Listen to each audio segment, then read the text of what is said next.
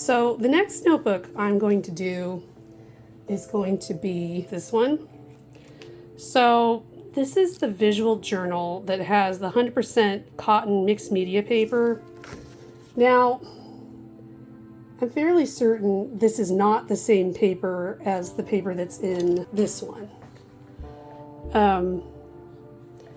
It's interesting, when you read the description, it kind of sounds like they're the same paper, but I have a feeling that this one has like more sizing in it or something. Something is different. You can tell when you feel the paper, actually. So like, yeah, they're both listed as being 100% cotton Strathmore Mixed Media paper. They are both 90-pound paper. But this one is listed as being the 500 series. This one is not, as far as I can tell, anywhere. And when I feel it, this paper is like more, I don't know, it's just drier. It has a little bit, the texture seems slightly different.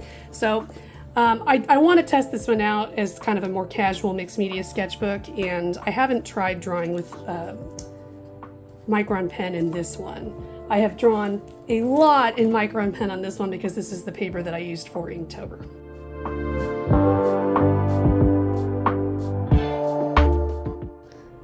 So for this drawing, I went and decided to take some of the knickknacks I have sitting around on my shelves and put it together into an interesting photo.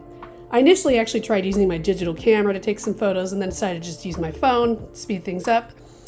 I have several teapots, so I decided to take all the small ones that I have and just do an interesting picture with it. And you can see what the picture looks like here.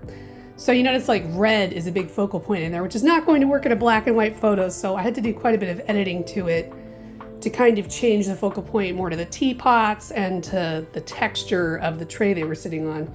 So this is actually, this teapot is the one that's right here. So it kind of gives you an idea of the size and scale I'm working with here. It was not easy to draw this, I will tell you. You can see that I used a fairly small grid because drawing circles, especially when they're kind of not even from directly above, you can see they're a little bit skewed by the lens distortion mostly. That's kind of an interesting thing to work with, and it makes it hard to do it correctly if there isn't a small enough grid. So this is actually the big reflection in the middle from the light that was in the room, and I thought it looked kind of cool, so I left it. It's kind of interesting to me. It almost gives like a feeling of like clouds in a sky. So it's like you're seeing things from above, but then you're seeing what behind it looks almost like a sky. I don't know. I really like this picture for whatever reason. I think it's really fun. And I think it's going to look cool in Micron pen. So we're going to see.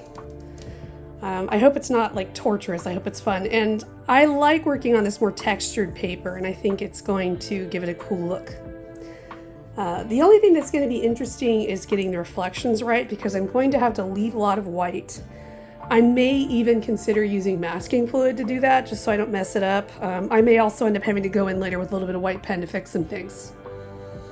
So I also, with this one, sometimes a lot of times what I'll do is just do an initial pencil sketch, get everything on there from the beginning, and then I'll just go and do everything in pen. But with this one, I kind of think I'm going to do these outlines in pen, and then I might go back and add in some more details in pencil again. So we're going to see, because this teapot and this teapot both have a lot of decoration on them, and I haven't really decided if I'm going to actually use that. And this one's actually a clear glass teapot. So that one has a lot of little lines and reflections in it, which look really cool, but might be more challenging to do in Micron pen than it would be like an ink wash, for instance.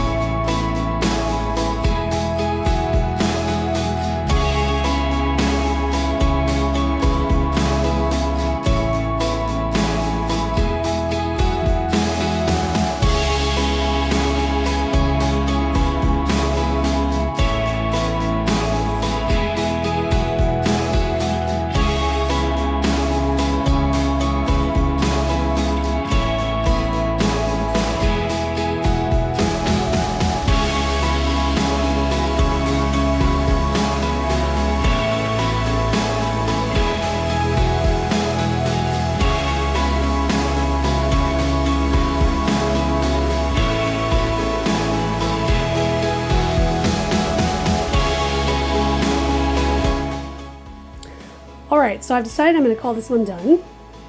That was a lot of fun, actually. I really enjoyed that. It was kind of like everything that I like to do. I guess that's what happens when you know, take a photo with the purpose of trying to draw it. So, basically, so my favorite part of this actually was the background. That was a lot of fun to do. This paper has just enough tooth in it, enough texture that when you're working with a Micron pen, it's really easy to kind of get these really textured lines if you just kind of sweep the pen lightly across the surface. So doing this entire background area was just really fun because of that. This glass took forever, but I do like the way it turned out. It's interesting to see glass rendered on this kind of rougher textured surface. It gives it a really interesting look.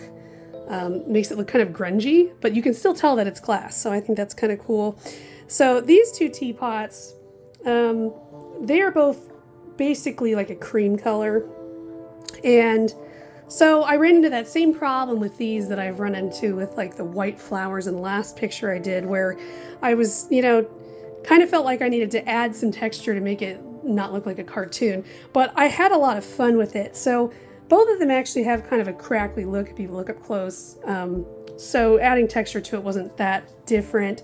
I decided on this one to add in the painting that is actually on the teapot, because I felt like it just needed something and it needed some interest on it. And it also, it doesn't pop out very well from the background because there isn't a lot of shadow on this teapot.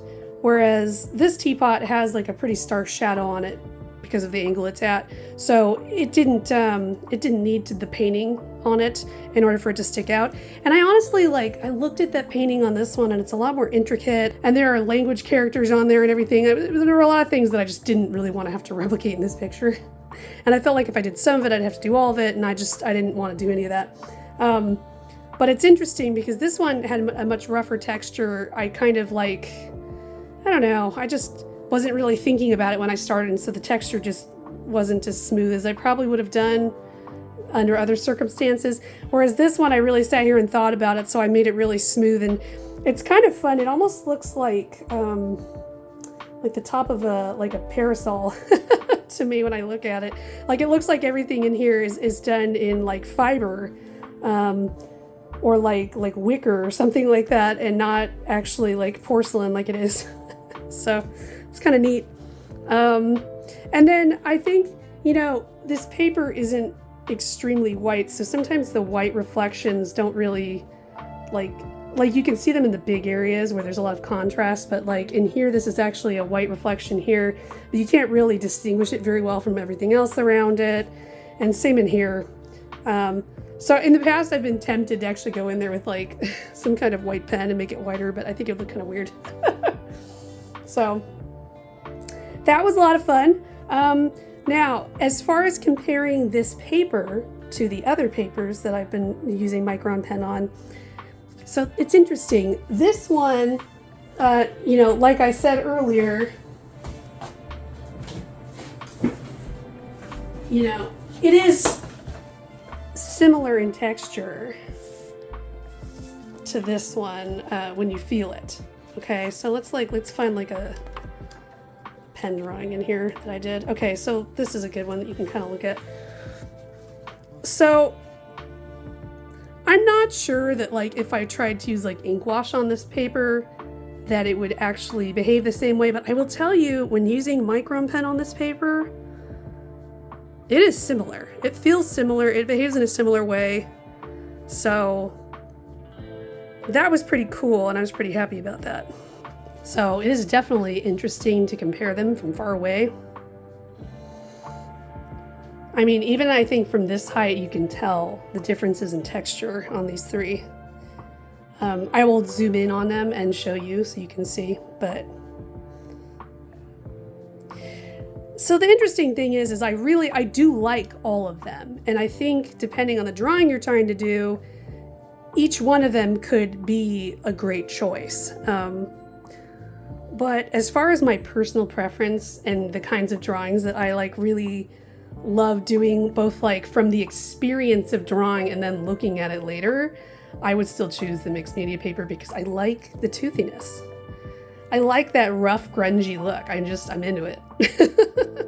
There's something, and I also like, yet again, with this paper, you can see it in this teapot here. There are shades of black available to me.